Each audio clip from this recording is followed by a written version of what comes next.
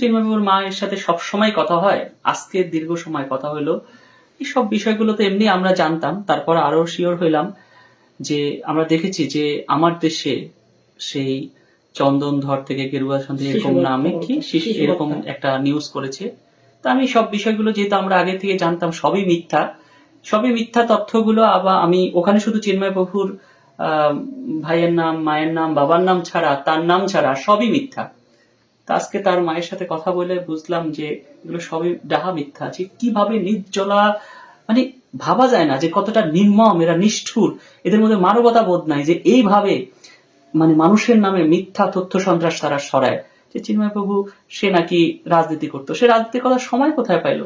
7 বছর বয়স থেকে না শিশু বক্তা হিসেবে সে নেমে গেছে। সে রাজনীতিটা কবে করলো? সে নাকি রাজনীতি করতো, তার বাবা নাকি আওয়ামী লীগের সমাবেশে যে মারা গেছে।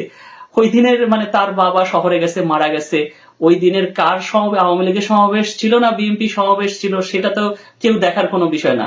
ওই দিনে আওয়ামী লীগের সমাবেশ ছিল। ওই দিন তো শহরে, চট্টগ্রাম শহরে সবসময় কোনো না কোনো প্রোগ্রাম থাকে। ওইটা গেছে মানে ওইখানে। হ্যাঁ, তাহলে চিন্তা করেন সেটা নাকি সে ওই সমাবেশে যে মারা গেছে। মানে এতটা মিথ্যা কথা, প্রত্যেকটা তথ্য মিথ্যা কথা। তো মাসিমা, চিন্ময় বাবু কি কখনো রাজনীতি করছেন?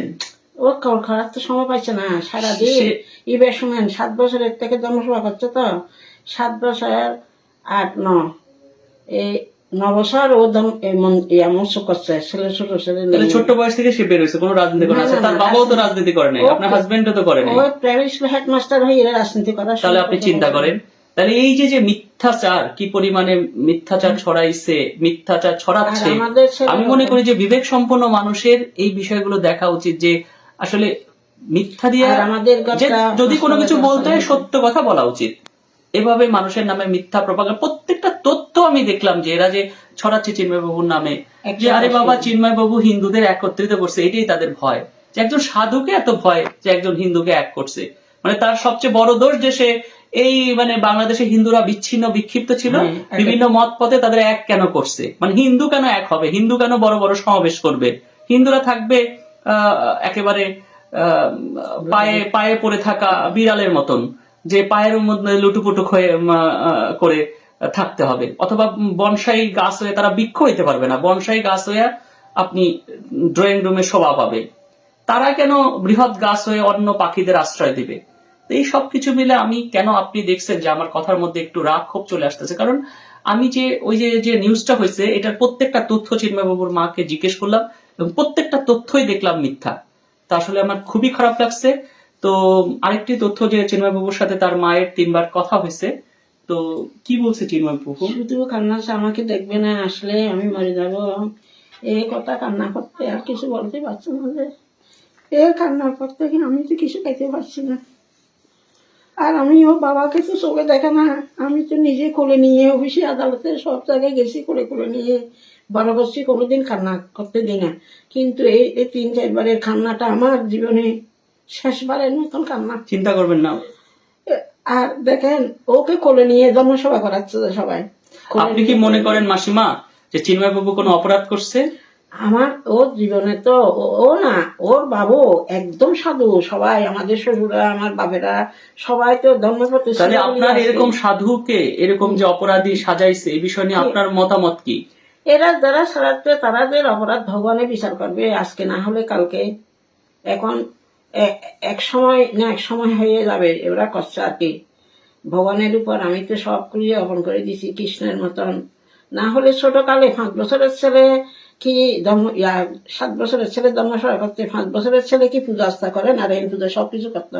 ব্রাহ্মণেরা বলতো যে আর আপনাদের পূজা আমি করবো না, আপনার ছেলে দিয়ে এ করো। তাহলে 7 বছরের ছেলে ধর্ম কোলে নিয়ে মুশকিলে নিছে, কুতুব দিয়ে নিছে, সব জায়গায় নিয়ে। আমি বলতাম যে আমার ছেলেকে আমাকে আবার আনিয়ে দিতে হবে, কিন্তু আমি বিশ্বাস করতে পারতাম না যে কোলে করে নিয়ে যাচ্ছে, তার থেকেও পিছনে নাই। মাসিমা, আপনি চিন্তা করবেন, আপনি বলছেন যে আপনি যে আমাদের পরিবারের কেউ কোনোদিন জেলে যায় নাই, কিন্তু জেলে যায় নাই ঠিক আছে, আপনি নিজেই বলছেন যে একটা আপনার ছেলে হিন্দু জাতির জন্য সে আর আমাদের তাকে বংশগত গ্রেফতার করছে, তো এর জন্য আপনার দুঃখ পাওয়ার কিছু নাই। আমাদের বংশগত বাপের বাড়ির কেউ তো একটা বিড়ি সিগারেটও খায় না, আমাদের বংশ আমার শ্বশুরা বা স্বামীরা বিড়ি সিগারেটও খায় না, কোনো কিছু নেশাযুক্ত নাই, একদম ধর্মপথে বরঞ্চ আপনি গর্বিত আগামীতে বাংলায় যেমন চৈতন্যদেবের মা যেমন গর্বিত সচী দেবী, ঠিক সেরকম ভাবে চিন্ময় প্রভুর মা হিসাবে আপনি মানে ঘরে ঘরে আপনাকে স্মরণ করবে। স্মরণ তো আমি করতে আর সত্য, কি কিন্তু বলবো, হিন্দুরা আপনি তো চিন্তা করবেন না, মানে মাসিমা মনে করবেন যে যথা ধর্ম তথা জয়, সত্যমেব জয়তে, সত্যের জয় আমাদের বেদের মধ্যে আছে যে সত্যমেব জয়তে, এটাই সত্য আর কথা, এই হিন্দু যে সত্য নিয়ে জয়লাভ করবেই। যে এভাবে মিথ্যা প্রপাগান্ডা করে আসলে বেশি দিন এই হিন্দু বেশি নিয়ে কিছু যে করা করছে, সম্ভব না। এটা আমার চোখে বাঁচতেছে, কেউ অনুকূল নিয়ে কেউ এক এক নিয়ে এক এক ধারা নিয়ে আমরা হিন্দুরা করছে। এই কারণে সবাইকে একজুটা করিয়ে এক পথে কৃষ্ণের পথে আনিয়ে যখন মুক্তির পথে যাওয়ার জন্য করছে আর কি। এটা তার তবু সবাই বলছে রে। সর্বশেষ এক কথা যদি আপনি বলেন কিছু, যে মাসিমা কি বলবেন এক কথায়? এক কথাই বলতে পারতো যে ভগবান ওকে জীবনে বাঁচাইয়ে কোনো মতে হারলে যথাই জন্ম তথাই জয়, যদি হয় হবে। আমি তো বারবার বলেছি ছেলেকে, যদি হাসির চা হয় বা বেকুরের চা হলে ডুব করবে, যথাই জন্ম তথাই জয়। ঠিক আছে, চিন্ময় বাবুর মাও বললো আমাদের ধর্মেও আছে যথা ধর্ম তথা জয়, এবং ধর্মই জয় লাভ করবে। ধন্যবাদ সবাইকে।